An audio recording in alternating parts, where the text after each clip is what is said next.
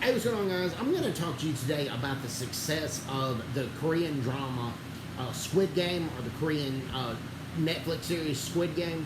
And I'm a huge fan of Squid Game. I've seen all 9 episodes, and I wasn't quite sure about all the hype and if it was going to be really good, but I really thought it was. Now, actually, the Western world, and the United States, and a lot of other countries, it's more popular in South Korea because it is, but it's probably not the most popular Korean drama that's ever aired in South Korea. Now, South Korea right now seems evenly divided on Squid Games. A lot of South Koreans either really love Squid Game or they really hate it. They say some games are uniquely Korean, but when I was growing up, I played red light, green light a lot in PE class and at recess. And maybe different now, but growing up in the United States, I knew what red light, green light was. In the series Squid Games, the people that were disqualified from red light, green light were disqualified by their lives.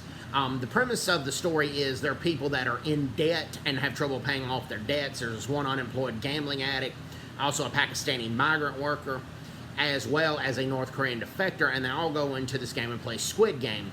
Well, the winner basically gets his debt paid off and gets a bunch of extra money. But the winner typically is the only one that makes it out alive, too.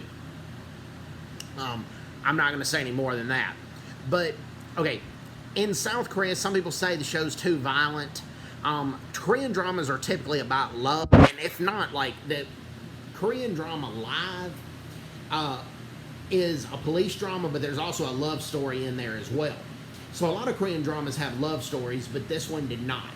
And many Koreans were shocked to see Squid Game go to #1, and it may be the highest rated Netflix series ever. Some Koreans said it was too violent, some didn't like the blood, the gore, the death scenes.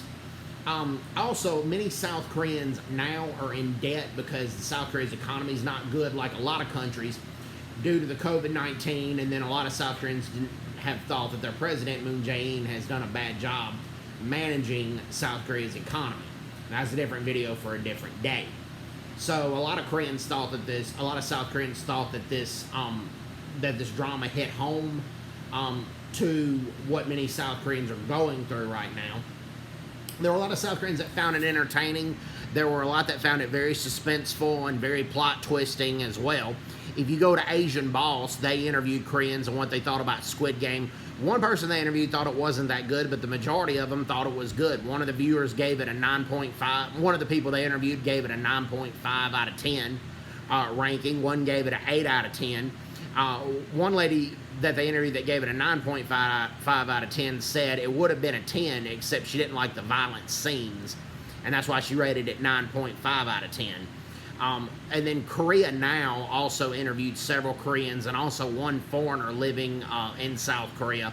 And the foreigner thought it was really good, and many of the Koreans they interviewed thought it was really good as well. One guy said he thought that he was only going to watch the first episode, but he ended up binge watching all 9 episodes of Squid Game.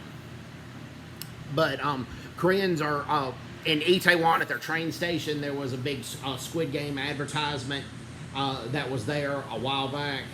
Like a few weeks ago, and Itaewon is where many foreigners in South Korea reside or where they do business. So yeah, I really like Squid Game. I really like the success. Many, some Koreans thought it hit too close to home, and typically raising issues like heavy debt and poverty is not something that you do publicly like that in South Korea. It's typically talked about and done privately, but it's kind of changing.